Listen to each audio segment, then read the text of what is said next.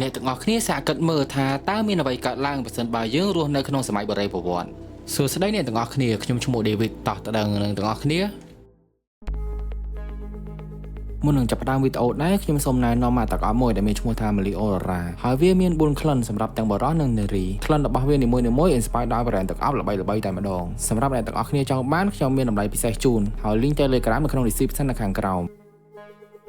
យើងគ្រប់គ្នាសុទ្ធតែដឹងហើយថាពិភពលោកយើងឥឡូវនេះរស់នៅក្នុងពិភពលោកស៊ីវិល័យមានទាំងអគ្គិសនីផ្លូវថ្នល់សារទំនើបនិងឧបករណ៍ប្រើប្រាស់គ្រប់គ្រាន់ជាមួយនឹងជីវិតដ៏ងាយស្រួលប៉ុន្តែបើយើងកលែកមើលពិភពលោកដែលដូនតារបស់យើងកាលពីរាប់លានឆ្នាំមុនបានរស់នៅវិញមានតែដុំថ្មព្រៃឈើជាមួយនឹងសត្វសាហាវនិងបរិស្ថានដ៏ស្ងៀមស្ងាត់តែប៉ុណ្ណោះបើគិតពីសម័យនោះវិញមនុស្សយើងមិនទាន់យល់និងមិនទាន់ដឹងពីអ្វីទាំងអស់ហើយតើពួកគេរស់នៅបានដោយរបៀបណា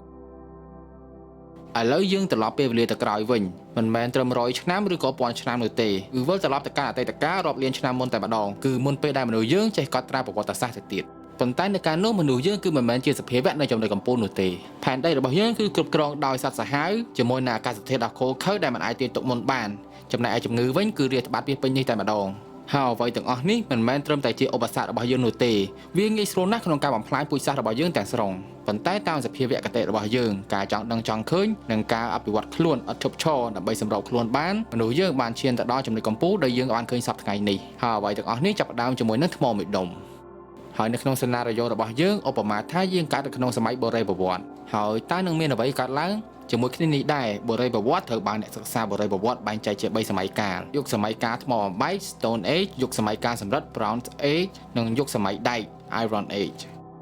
វាចាប់ផ្ដើមឡើងនៅយុគសម័យថ្មដែលជាការលុតផ្លោះដែលអស្ចារ្យដំបូងរបស់យើងបើសិនបើអ្នកបានកើតនៅក្នុងយុគសម័យថ្មបំបែកមនុស្សសម័យនោះបានចាប់ផ្ដើមបង្កើតនៅឧបករណ៍មួយដោយវាយថ្មជាមួយគ្នាបង្កើតទៅជាគែមមុតស្រួចសកម្មភាពដ៏សាមញ្ញមួយប៉ុន្តែសកម្មភាពមួយនេះនឹងផ្លាស់ប្ដូរអ្វីៗទាំងអស់ទាំងនេះមិនមែនគ្រាន់តែជាឧបករណ៍តែប៉ុណ្ណោះទេប៉ុន្តែវាធ្វើឲ្យមនុស្សសម័យនោះអាចរស់រានបានដោយប្រើថ្មមួយស្រួចអាចកាប់សាច់សត្វកាប់ដើមឈើនិងការជីកដីជាដើមបន្តមកទៀតមនុស្សយើងបានរកឃើញភ្លើង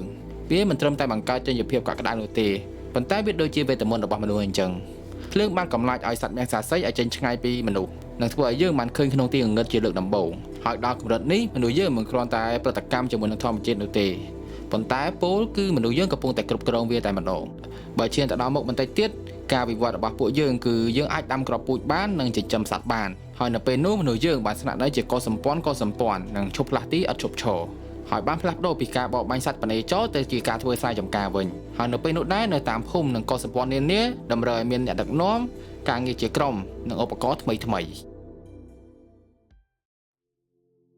ីប្រសិនបើយើងកើតនៅក្នុងយុគសម័យយុគសំរិទ្ធពេលនោះមនុស្សយើងចេះប្រើឧបករណ៍កែច្នៃចេញពីលោហៈធាតុផ្សេងៗដូចជាសំរិទ្ធទង់ដែងនិងលង្ហិននៅក្នុងយុគសម័យនោះមនុស្សយើងបានរកឃើញថាពួកគេអាចរំលាយទង់ដែងជាមួយនឹងសំណប្រហាំងដើម្បីបង្កើតចេញជាសំរិទ្ធដែលជាលោហៈធាតុខ្លាំងជាងថ្មរំពេចនោះឧបករណ៍នោះនឹងក្លាយទៅជាអាវុធដែលប្រើប្រាស់បានយូរនិងច្បាស់លាស់ជាងមុនសិប្បករបានចាប់ផ្ដើមប្រើប្រាស់លោហៈធាតុនេះក្លាយជាគ្រឿងលម្អស្រស់ស្អាតនិងជាឧបករណ៍ដែលមានប្រយោជន៍ប៉ុន្តែនៅក្នុងនោះដែរសង្គ្រាមក៏ត្រូវបានកើតឡើងដោយការប្រើប្រាស់ដាវសំរិទ្ធនៅក្នុងយុគសម័យសំរិទ្ធនោះកង់រទេះបានបង្កើតឡើងហើយផ្លូវក៏បានសាងសង់ឡើងផងដែរផ្លូវពាណិជ្ជកម្មបានតភ្ជាប់គ្នាពីកន្លែងដែលឆ្ងាយហើយជាលើកដំបូងក្នុងប្រវត្តិសាស្ត្រមនុស្សយើងមិនគ្រាន់តែរស់រានមានជីវិតដើម្បីធ្វើស្រែចម្ការប៉ុណ្ណោះទេពលគឺមនុស្សយើងកំពុងតែសាងសង់សង្គមសាងសង់ទីក្រុងនិងចាប់ផ្ដើមកើនឡើងពោពេញទៅដោយទីផ្សារនិងបានលេចចេញជាទម្រង់នៃការសរសេរជាលើកដំបូងនៃអរិយធម៌បានចាប់ផ្ដើមប៉ុន្តែអ្វីៗមិនទាន់ចប់ត្រឹមនេះទេបើសិនបើយើងបានកើតនៅក្នុងឆ្នាំប្រហែលជា1200មុនគ្រិស្តសករាជយើងបានចូលទៅក្នុងយុគសម័យដែកដែលអ្វីៗបានឡើងមួយកម្រិតទៀតដែកមានសភាពរឹងជាងនិងសម្បូរជាងសំរិទ្ធ